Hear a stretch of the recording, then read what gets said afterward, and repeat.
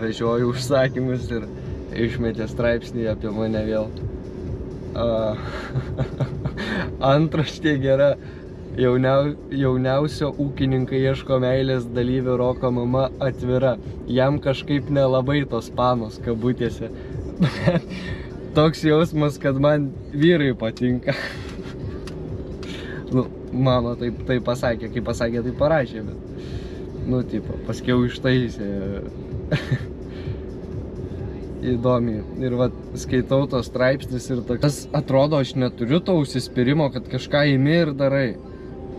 Nu, gal man tik taip atrodo, bet iš tikro, sakykim, kai pagalvoju, blemba, nu tikrai, aš nuo tų kažkur taip, nuo 5 metų, ne, nu tas toksai dar buvo tas amžius, kai mažai tu ką prisimeni iš tos vaikystės, bet tos tokius dalykus su reikšme, kažkokius, kurie tau labai daug reiškia, tuos labai gerai eina įsimint. Ir tas va toksai noras nuo tų 5 metų daryt kažką. Nu, tipo, ne tai, kad daryt kažką, bet tas toksai, kad būsiu ūkininku, nu, ne tai, kad ūkininku, bet būsiu traktoristas. Va kas buvo. Ir va nuo to traktoristas viskas prasidėjo. Tai čia ir rašo, va, kaip aš minėjau per laidą, kad noras ūkininkauti kažkur nuo 5 metų atsirado, domėjausi technika, traktoriais, patiko gyvuliai, pasakojo vos 19, pieninį ūkį prižiūrintis Rokas. Jaunasis ūkininkas atskleidė dar smėlio dėžėje, žaidė su traktoriais, sunkioji technika ir ūkio darbai jį domino nuo mažens, tad vos tik tėvai leido, jis tapo vienu uoliausių jų pagalbininkų ūkyje. Tad ir mylimosios Rokas ieško tokios, kuriai ūkis būtų prioritetas. Aš nepastebėsiu, ar mano išrinktoji trumpais ar ilgais plaukais, pasidažiusi ar ne, o gal susivėlusi. Svarbiausia, kad jis suprastų, ko siekiu ūkyje ir mane palaikytų, sakė jis.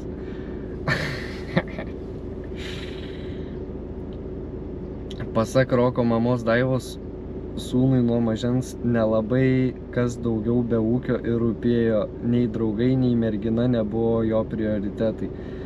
Visas jo fokusas buvo į ūkį, jam rūpėjo kiek karvių melžiamų, kiek veršiukų, kuriuos pasilikti, kurių ne, jam kažkaip nelabai tos panos. Ir nepasakyčiau, kad jis daug draugų turėjo, pasakojo ji.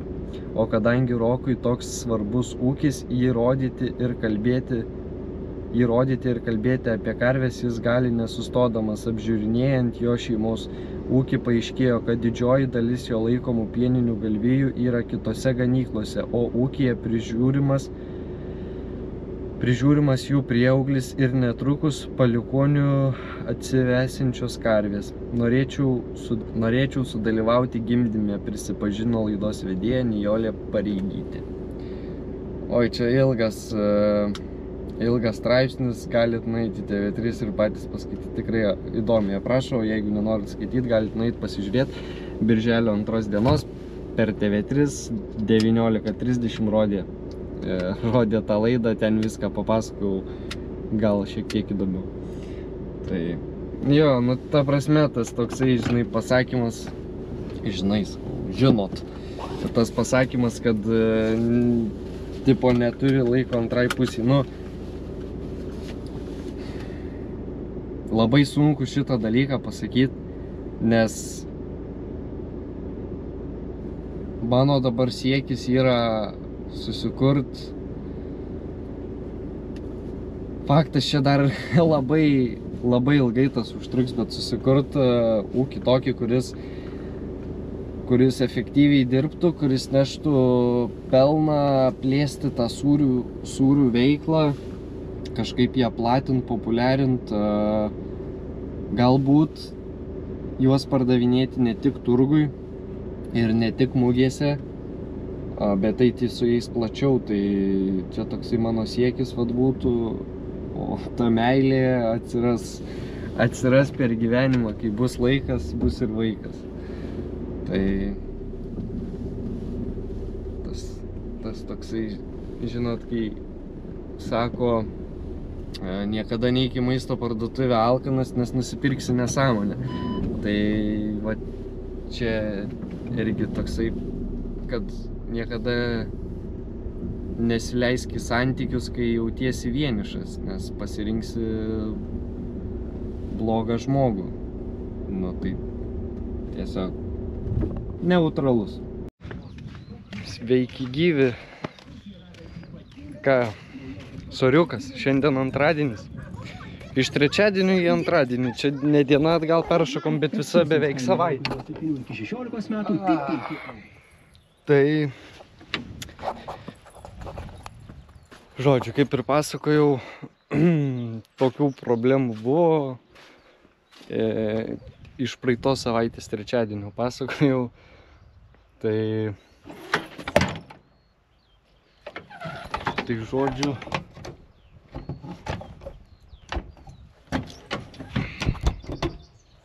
žodžiu, patobulėjo šiek tiek traktorius iš kažkurios tai pusės. Tai štai turim paskirstytą gale valdomą iš galo ir iš kabinos. Tai šiek tiek dabar yra neįprasta dirbti, kai užkuria vėltuvėmi grafai. Tai neįprasta šiek tiek yra dirbti, nes kitokie garsai yra neįprasta šiek tiek dirbti, keista, nes atsiranda kitokie darbo garsai. Tai, o kaip sako, kad pirmiausia gedimas yra diagnozuojamas ausimis, o tada tik tai jau ardant ir žiūrint, kas yra. Tai iš tų garsų dabar vėl pasikeitė garsai ir nežinau, čia gerai, čia taip turi veikti, ar čia kažkas ne to. Bet man patinka, turėjom šiek tiek problemą. Šita traukė buvo šitoj pusėj. Ir užsikūriau čia jau pabandyti. Ir kažkaip užsikirto ričiagas. Ir pradėjo įskilti iki pat viršaus. Ir šitas atsirėmė čia.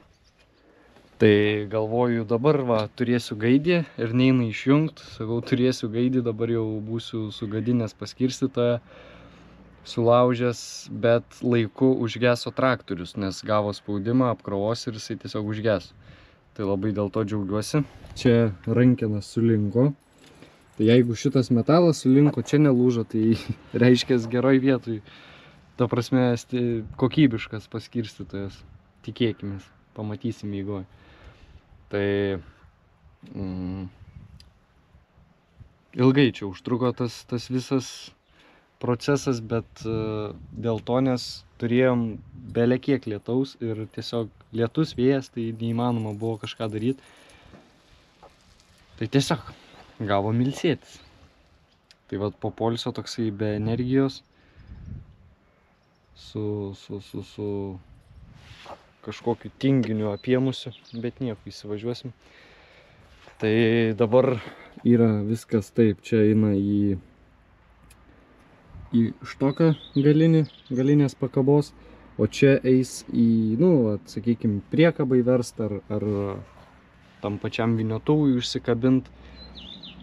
Ir dabar turim tik tai 2 sekcijas, trečios realiai kaip ir nėra būtinybės, bet turiu tokį sumanimą dėti elektrinę porą papildomai ir iš šitos vienos sekcijos jisai padaugintų į 2.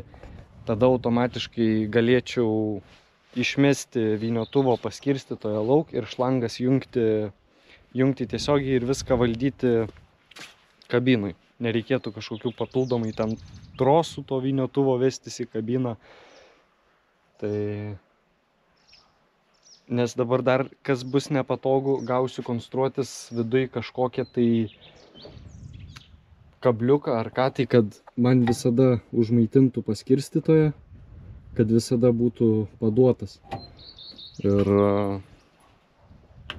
vėl papildoma problema. Tai įsidėjus elektrinę porą, tada reikėtų dar nusipirkti joysticką tokį kaip frontalinio, kad būtų tas mygtukas, kad, sakykime, taip valdai paprasta trečia ta pora vadinama būtų, o paspaudi mygtuką valdai būtų, tada būtų trečia pora, tai iš viso būtų 3, tai kaip tik vyniotuvai. Būtų viskas paprasčiau. Einam parodysiu, lyg tai neturiu daugiau nieko. Ai, gerai, prisiminiau. Dabar nepamatysit, bet čia tuščia. Žodžiu, nebeliko nei paskirstytojo, nei spinos, nei ryčiagų. Išmetėm lauk. Tai dabar toksai vatratas gaunas, eina iš siurblio į frontalinio paskirstytojo. Paskirstytojo specialiai buvo keistas, nes prieš tai buvęs buvo 40 litrų pralaidumo.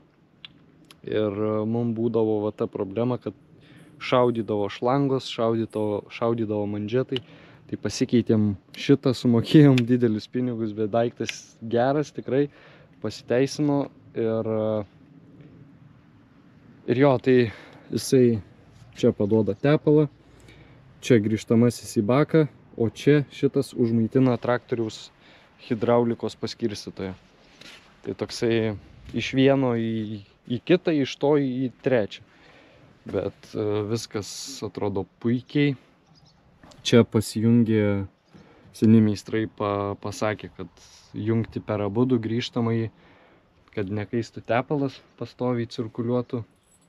Ir pardavėjas sakė, kad man jungti padavimą per čia. Bet, sako, tu jų neklausyk, jung per čia.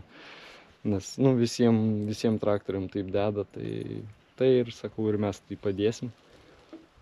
Brolis daug prisidėjo, konstravo visą rėmą, tada darė šitas rankenas, ten viduj irgi.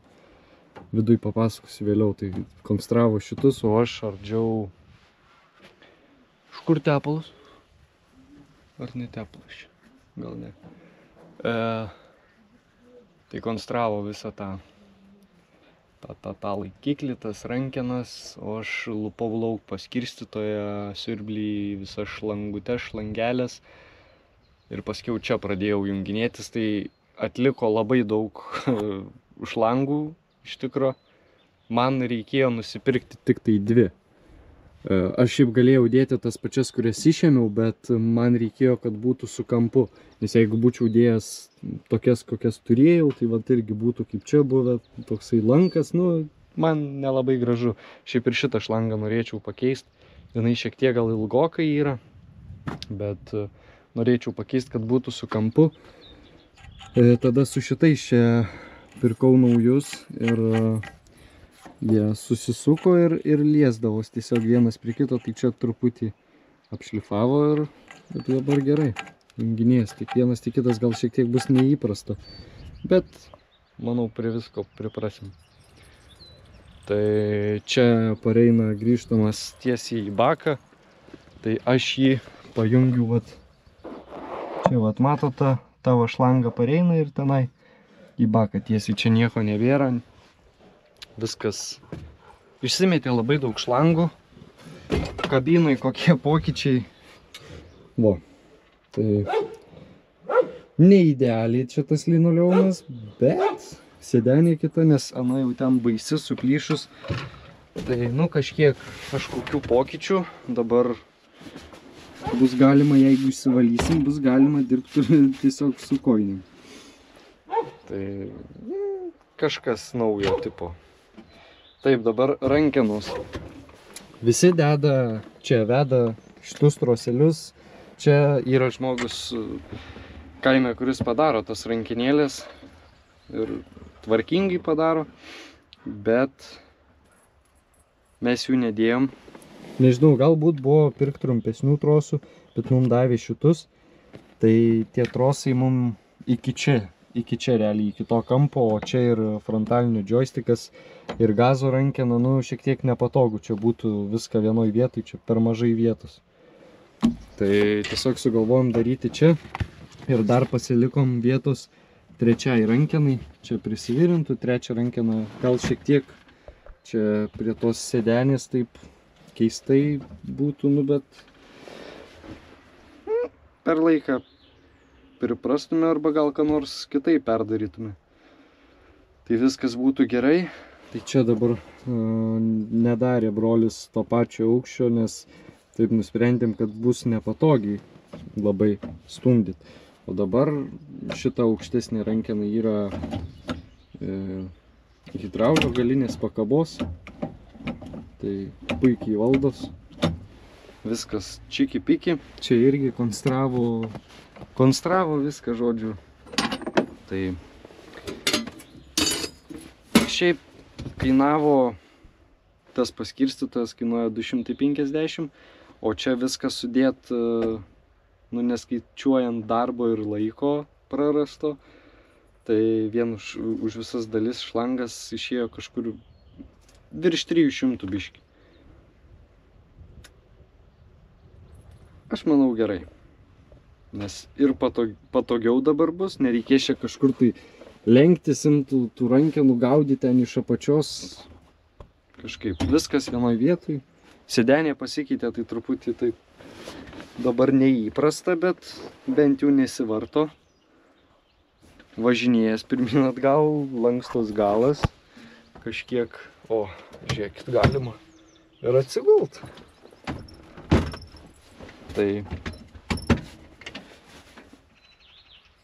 laiko tikrai sugaišta, bet padaryta, kaip sakom. Ką dar pridurt? Gal paskiau prisiminsiu, ką nors paminėto, jeigu kokio klausimėlių turi, tai jūs man parašykit. Tai ir dar ką parodysiu šiandien padarėm. Buvau 5 ar 6 klasiai. Šiaip spontaniškai kilo idėja padaryti užrašą pieno produktui.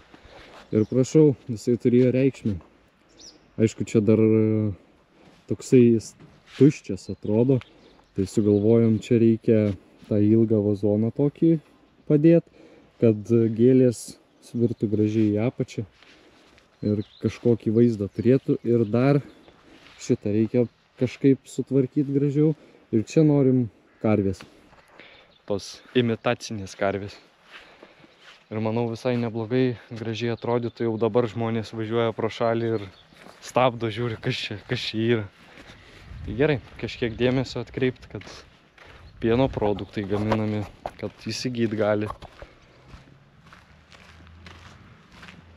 Nu ir čia turbūt viską pasakiau. Žinot, man dabar dar ko reikia. Telefonai laikiklio kažkur.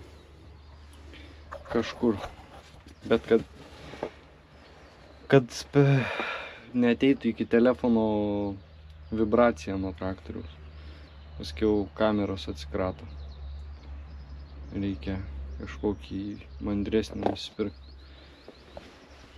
Užsikabinau priekabą, atsilenkiau bortus. Bandyt važiuoti. Kažkaip keista labai su tokia, gal ir baimė, sakyčiau. Toks pasikeitė dabar tas paskirstytojas, čia viskas kitaip pasidarė, nežinau, kažkoks neįprastas dalykas. Ar čia viskas taip pat funkcionuoja, kas čia yra. Nu, žodžiu, matysim eigoj, ką parodys darbų eiga. Sėdim, rūkom. Kame dabar bėda? Mandžiatuką pramušė. Parsivežiau 8 kiaušinius, 8 futbolo kamuolius. Dabar jaučiu, aš juos bandysiu dėti atskirai. Ir viskas. Iki kur aš čia galiu krauti? Iki čia drąsiai. Tai žodžiu, dabar veduosi, praeitais metais turėjom labai didelių problemų su ekologinio, kaip didelių problemų, tiesiog nepasidomėjom, kad išėjo ir vėl nauji reikalavimai. Ir dabar reikia surašyti, sakykim, iš Marytės lauko parsivežėm 10 rulonų, tai turim rašyti, jeigu jau tas laukas turi sertifikatą ekologinio, reiškia rašai eko, tada kiek vienetų, kiek kilogramų pašaro išėjo ir tada parašai ten tą lauko identifikavimo numerį. Tai, turi parašyti, kiek iš kiekvieno lauko atskirai, kiek gavai derliaus. Tai aš dabar veduosi, nes paskiau, kai atsisėdi tvarkyti dokumentus ir pamiršti, kad kiek iš ten, tada vartai nuotraukas, žiūri savo video, kiek ten tų rulonų buvo. Tai labai didelis darbas. O dabar darau paprasčiausia, tiesiog į telefoną veduos, kai padaro rulonus. Aišku, tas rulonas, maždaug jau žinom ties tą skalę, kiek jisai sveria. Tai jeigu būna mažesnis rulonas, tai tada jau rašai kitus skaičius. Žodžiu, ten paskiau susitvarkai. O dabar rašausi į telefoną, kad kai jau vežu rulonus, kad tam lauke tiek ir tiek rulonų, ten to ir to laukas. Ten jeigu pirmą kartą uždeklaravai, tai rašai P1, tada antri metai P, o jau trečiais metais jau gauni sertifikatą ir jau skaitosi pilnai ekologinis ir tada rašai eko. Labai sudėtinga. Tai aš šiemet, kur uždeklaravau tą 70 hektarą, tai aš irgi, kai kulsiu tuos rugius, turėsiu rašyti, kad P1 tiek ir tiek kilogramų grūdų ir žodžiu, iš tokio ir tokio lauko. Tai va. Ką, atleidau aš dabar čia, dar atleidau vožtuvėlį šitą. Nežinau, ar čia jis padės, nepadės dinom. Tiesiog atleidau dėl šventos ramybės, žiūrėsim, padės, nepadės. Dabar įdėjom tarpinę ir tarpinės viduj mandžiatuką. Prieš tai, kai tik nusipirkom, kai mes jį ardėm, tai buvo tik tai mandžiatukas įdėtas. Nežinau, neįdomu dinom. Einam, kraunam, važiuojam kitus pasimt. Reik šiandien susivežti, nes šiandien ta nuotaika, kai galiu vežti rulonus. O kodėl ta nuotaika? O todėl, kad toksai neutralus visiškai. Veido mimika paprasta, be jokių emocijų šiandien. Išsikroviau rulonus. Ir ką jūs manot, taip netyčia užmečiau akį. Matot, jau po biškį lenda vėl tą tarpinę lauką.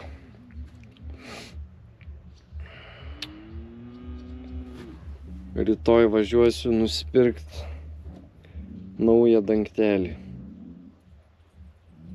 Dangtelį bandysim pakeisti. Nežinau, ką tas padės, bet ne karvę kainuoja, galima bandyti. Čia ir darbo to nėra visiškai nieko, tos 4 varžtus atsukti. Tai bandyti pakeisti. Matysim, kas čia bus. Gal gerai neprispaudžia, ar kas čia yra. Aš neįsivaizduoju. Tiesiog tokios nesąmonės.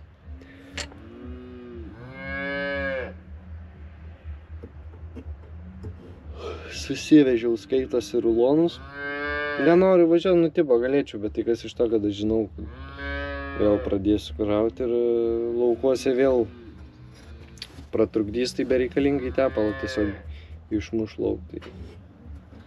Žodžiu, kažkoks šiandien ir pats aš nesavas ir darbas eina labai taip nekaip. Gerai, susitiksim už 2, gal 3 dienų. Žiūrėsiu, kokie darbai bus, bet dabar reikia rulonų susivežti. Ir jeigu lis ir negalėsim pjauti, tai mėšlus vežti. Viskas, tokios naujienos. Čiau, pakau.